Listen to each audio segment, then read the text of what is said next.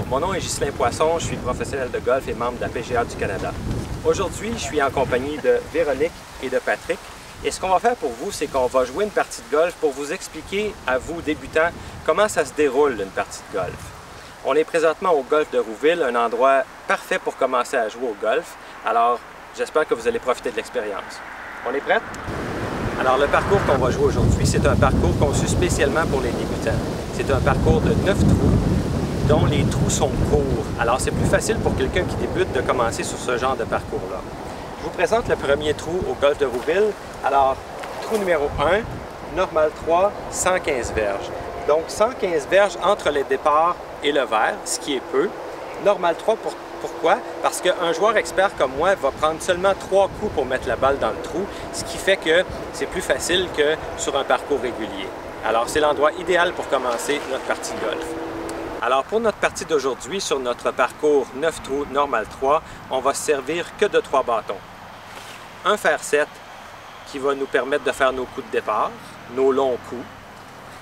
Un wedge dont on va se servir quand on est autour du verre et puis qu'on veut faire monter la balle haut dans les airs. Et notre putter dont on sert quand on est sur le verre pour rouler la balle dans le trou. Véro s'apprête à donner le coup d'envoi de notre partie. Alors, elle est en position sur le tertre de départ. Je me tais parce qu'elle a besoin de toute sa concentration. Super! Bon.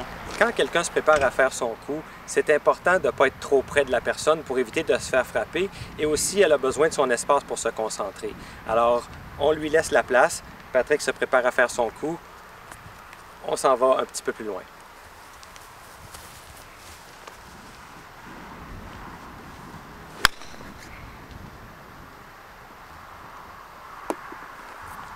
Au golf, c'est important de suivre la balle des yeux parce qu'on veut la retrouver à l'endroit où est-ce qu'on l'a frappée.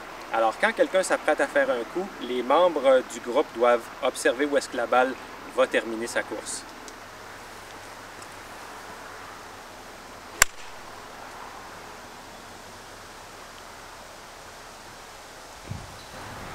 Alors, on a tous fait nos coups de départ. On se retrouve maintenant dans l'allée. Ça va être à Patrick de jouer maintenant parce que c'est lui qui est le plus loin du trou. Véro et moi, on est un petit peu plus loin devant, mais on attend ici. On ne va pas devancer Patrick parce qu'on pourrait se faire blesser si il frappait sa balle sur nous. Alors, ça va être à Patrick de jouer.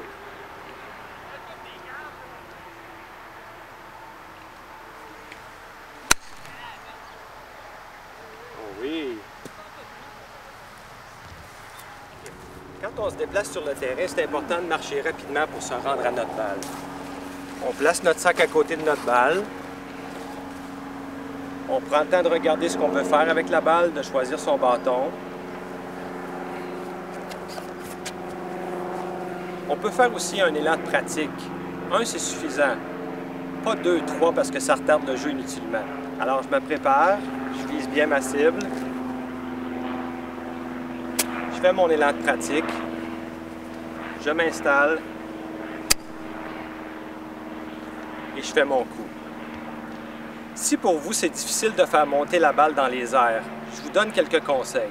Le premier, vous pouvez utiliser un tee pour placer la balle sur le tee. C'est plus facile de la faire monter dans les airs. Permettez-vous, si vous êtes débutant, de jouer la balle sur le tee partout, sur le départ, dans l'allée, n'importe où. Si vous avez un trou difficile, vous n'êtes pas obligé non plus de jouer chacun de vos coups. Vous pouvez facilement ramasser votre balle, aller sur le verre pour vous permettre de suivre le rythme du jeu.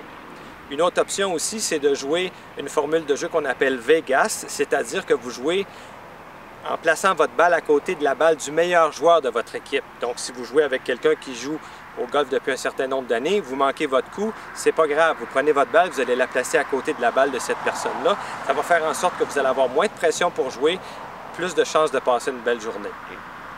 Quand on arrive sur le verre, c'est important de marquer notre balle avec une pièce de monnaie ou avec un jeton. Alors, la façon dont on procède, c'est qu'on prend la pièce, on la dépose à l'endroit où est la balle, on ramasse la balle et comme ça, notre balle n'est plus dans le chemin des autres golfeurs. Maintenant, c'est au tour de Véronique de jouer, car c'est elle qui est la plus loin du trou.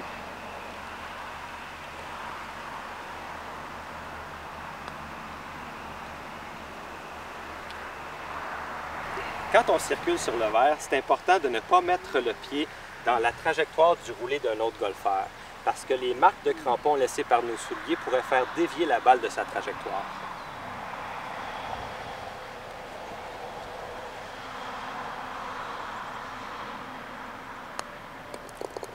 Oui! Super! Alors, on a terminé notre premier trou. On espère que les conseils qu'on vous a donnés vous aideront à être plus à l'aise sur le terrain et que ça vous donnera le goût de jouer au golf. Nous, on va continuer notre partie. Alors, merci d'avoir été des nôtres et à la prochaine.